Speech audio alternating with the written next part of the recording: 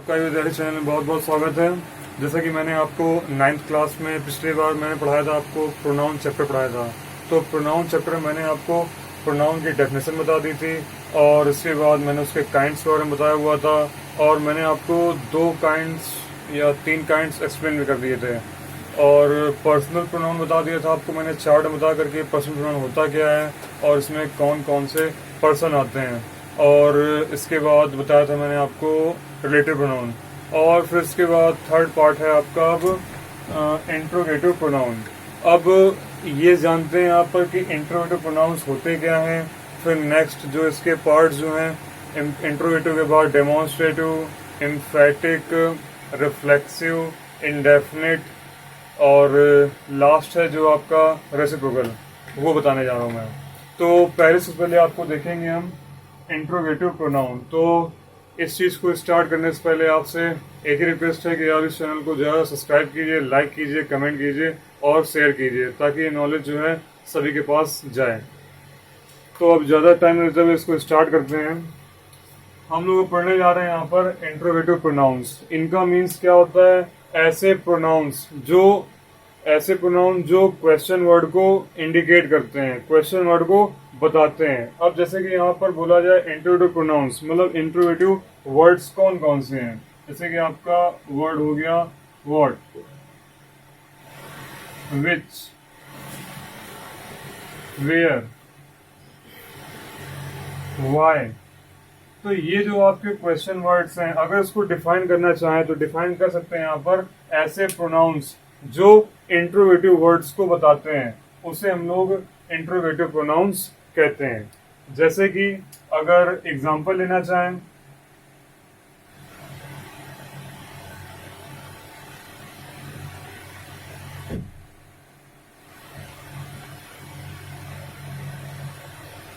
What is your name.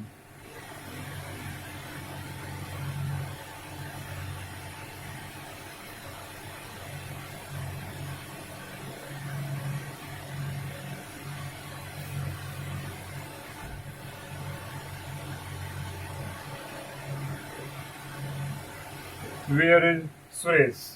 तो जैसा कि मैंने यहाँ पे 2 एग्जांपल दिए हुए हैं, तो आप देख पा रहे हो ये जो आपका क्वेश्चन में लिखा हुआ है व्हाट और सेकंड में लिखा है आपका वेयर, यही आपके इंट्रोगेटिव प्रोनाउंस हैं। तो इसको एक बार फिर से देख लीजिए। ऐसे प्रोनाउंस जो इंट्रोगेटिव प्रोनाउंस से सटे होते हैं उनके बारे में बताते हैं, उन्हें हम लोग बोलते हैं इंट्रोगेटिव प्रोनाउंस। इनमें आपके इंट्रोगेटिव वर्ड्स आते हैं जो क्वेश्चन वर्ड आपने पढ़े हुए हैं, व्हाट, विच, वेयर और व्हाई।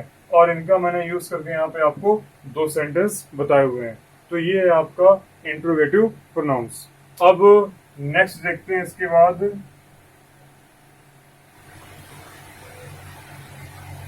Demonstrative pronoun. इसे हिंदी में कहते हैं संकेतवाचक सर्वनाम। संकेतवाचक सर्वनाम नाम से मालूम पड़ रहा है, मीन्स इसमें कुछ ऐसे वर्ड्स आते होंगे जिससे हमें कुछ ना कुछ मालूम पड़ता हो, दूर का, पास का। तो कुछ वर्ड्स हैं जैसे कि दिस,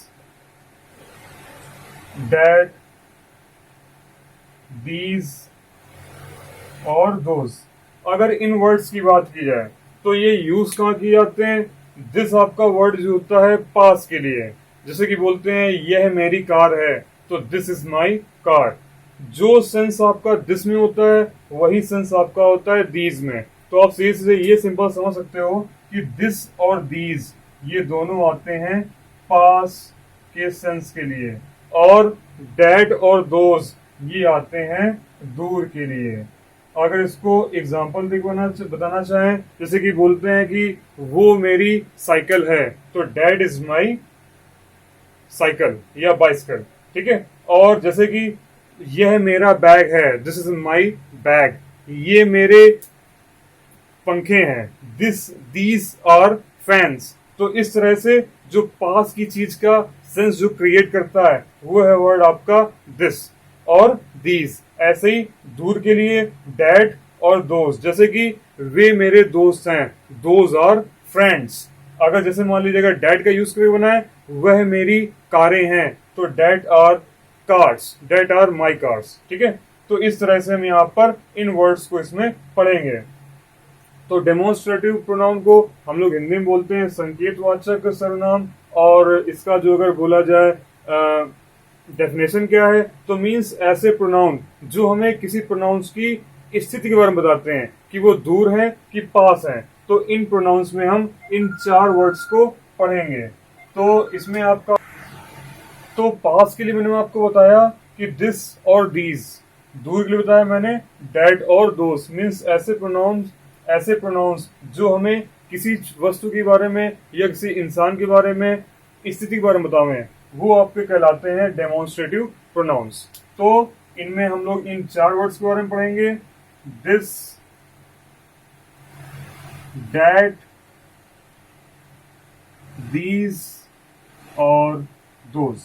तो ये आपके 4 वर्ड्स हैं जो आपके डेमोन्स्ट्रेटिव प्रोनाउन में यूज होते हैं। अब ये देखते हैं इनसे जो सेंटेंस जो बनेगा वो चीज आप देखिए।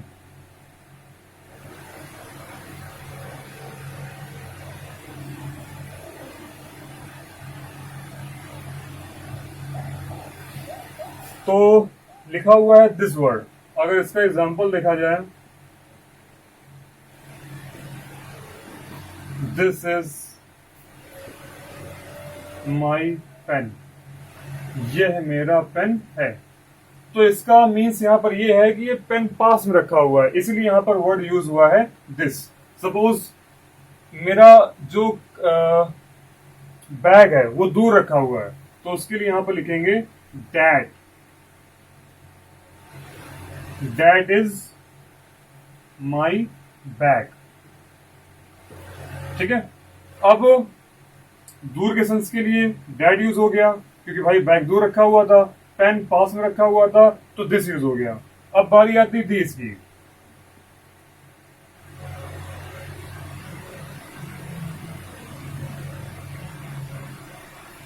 दीज आर माई कप्स, ये कप्स मेरे हैं। मीन्स यहां से ये मालूम पड़ रहा है कि जो कप रखे हुए हैं ये मेरे पास में है, इसलिए यहां पर ये वर्ड हुआ है, यूज हुआ है यहां पर वर्ड दीज। अगर दोस्त की बात करें,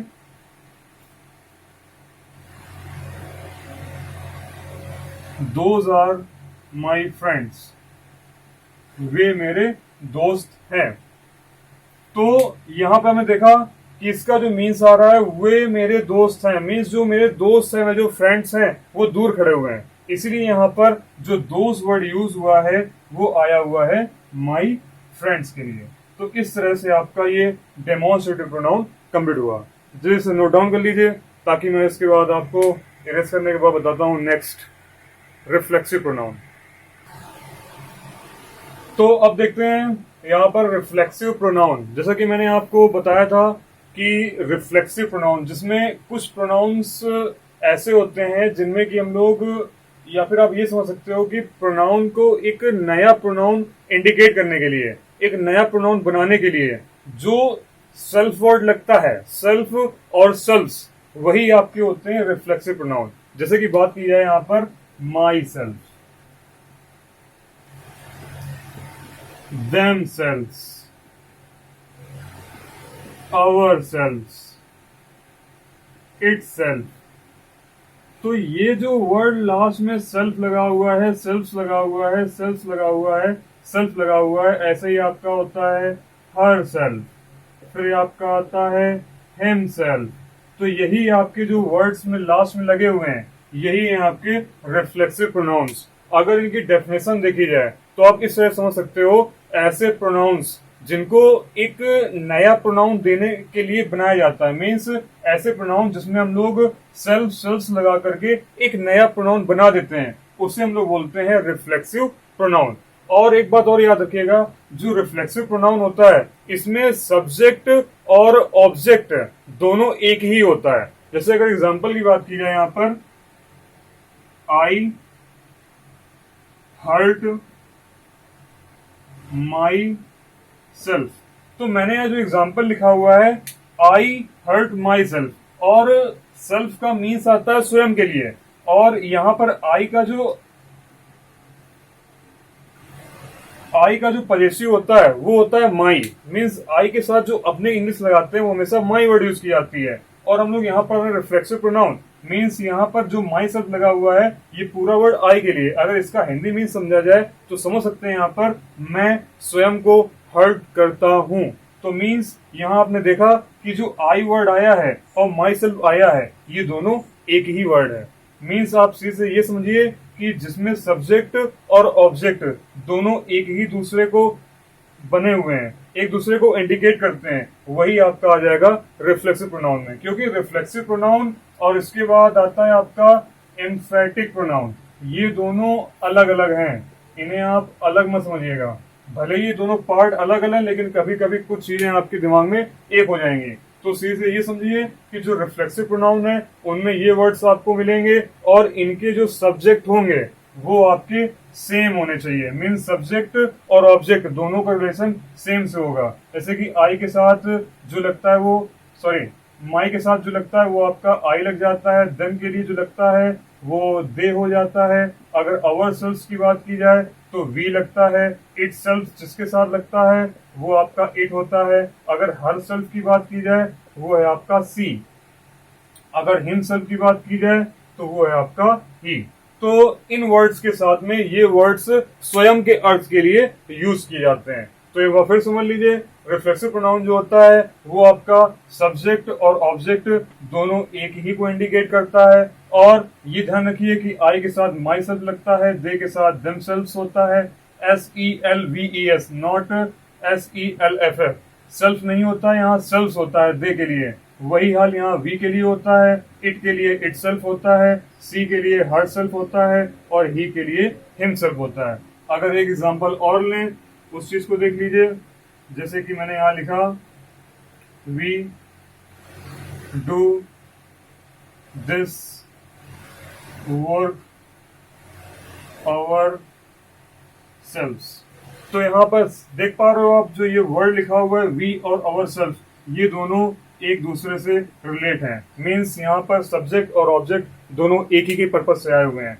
तो ये आपका रिफ्लेक्सिव प्रोनाउन, जल्दी से नोट डाउन कर लीजिए। तो आपने नोट कर लिया होगा। अब देखते हैं यहाँ पर एम्फेटिक प्रोनाउन। मैंने आपको बताया था अभी कि जो रिफ्लेक्सिव प्रोनाउन होता है और एम्फेटिक प्रोनाउन होता है ये दोनों सेम लगते हैं, लेकिन डिफरेंस क्या है वो देखिए। जैसे कि एक एग्जांपल ये लिखा हुआ है, ये आपका जो ऊपर वाला एग्जांपल लिखा हुआ है ये आपका है रिफ्लेक्सिव प्रोनाउन का। अगर इसी के नीचे हम लिखें एम्फेटिक प्रोनाउन का एग्जांपल,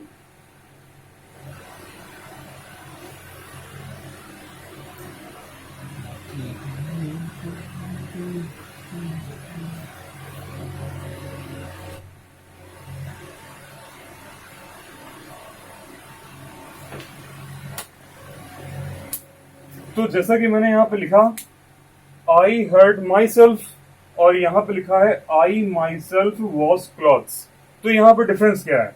मीन्स ये आप ध्यान रखिए कि जो रिफ्लेक्सिव प्रोनाउन होता है उसमें आपका जो भी ये रिफ्लेक्सिव प्रोनाउन के जो वर्ड्स हैं my self, them self, our self, it self, her self और हिम सेल्फ, ये आपके पास पास नहीं होंगे, मीन्स सटे नहीं होंगे। लेकिन जो एम्फेटिक प्रोनाउन है ये चीज आपको जो है बिल्कुल देखिए, आप यहाँ पर अगल बगल लिखा हुआ है। जस्ट आई के साथ माई सेल्फ लिखा हुआ है, या ये कह सकते हैं माई सेल्फ के साथ में आई लिखा हुआ है। और यहाँ देखो आप, ये लिखा हुआ है आई और ये लिखा हुआ है माई सेल्फ, ठीक है ना। तो ये है डिफरेंस। तो अगर इसको हम एक्सप्लेन करना चाहें एम्फेटिक प्रोनाउन का, मीन्स ऐसे रिफ्लेक्सिव प्रोनाउंस जो सेल्फ वर्ड से सटे होते हैं उन्हें हम लोग एम्फेटिक प्रोनाउंस कहते हैं।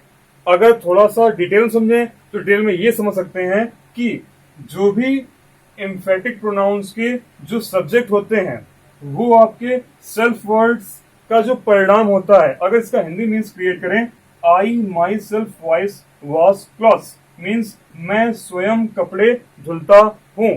तो यहाँ पर जो ये स्वयं वर्ड आया हुआ है वो खुद के लिए आया हुआ है, और जो ये वॉश क्लॉथ्स है यहाँ पर कपड़े धुलने की बात की जा रही है। तो ये वॉश क्लॉथ्स है, ये एक रिजल्ट आया हुआ है, और वो रिजल्ट किसके लिए आया हुआ है?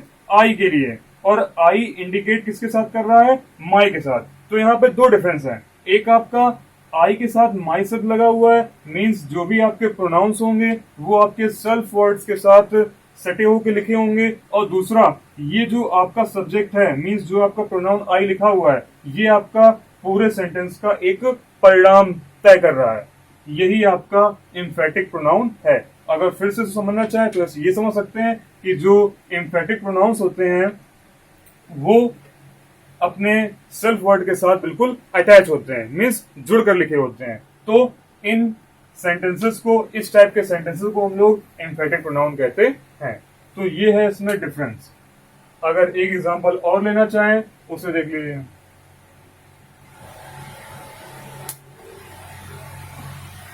एक एग्जांपल लिखा था मैंने आपका, आई myself wash clothes.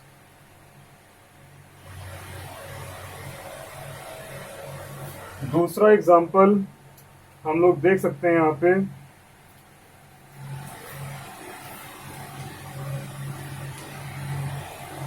we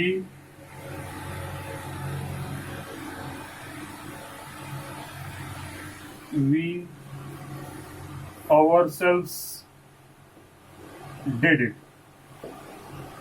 ये आपका आ जाएगा सेकंड एग्जांपल।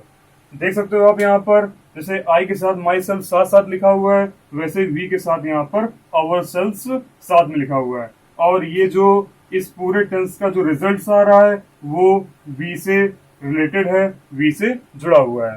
तो ये है आपका एम्फेटिक प्रोनाउन। चलिए इसे नोट डाउन कर लीजिए या स्क्रीनशॉट ले लीजिए। तो आपने स्टूडेंट्स नोट कर लिया होगा। अब जो नेक्स्ट का आता है डिस्ट्रीब्यूटिव, रेसिप्रोकल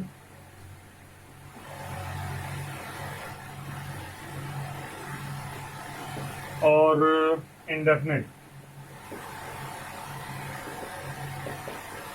ये आपका नेक्स्ट वीडियो में आपको इसके बारे में बताऊंगा।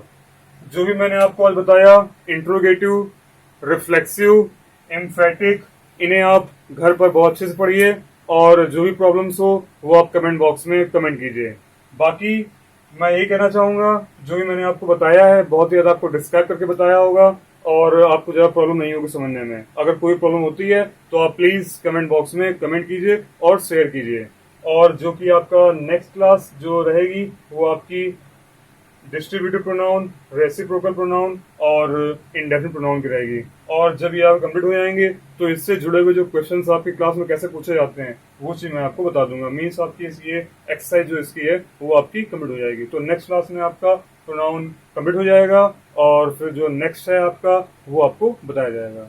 तब तक के लिए बहुत बहुत धन्यवाद आपका, और मैं आपसे यही आशा करता हूँ कि आप घर पे इसको पढ़िए, और इस चैनल को आप ज़्यादा सब्सक्राइब कीजिए, सब्सक्राइब कराइए, कमेंट कीजिए और शेयर कीजिए। और जो भी आपका इस वीडियो के लास्ट में आपके लिंक दे रखे हैं टेलीग्राम और व्हाट्सएप ग्रुप का, उसमें आप ऐड होइए, और जो भी प्रॉब्लम्स हैं उस चीज़ को आप शेयर कीजिए। Thank you.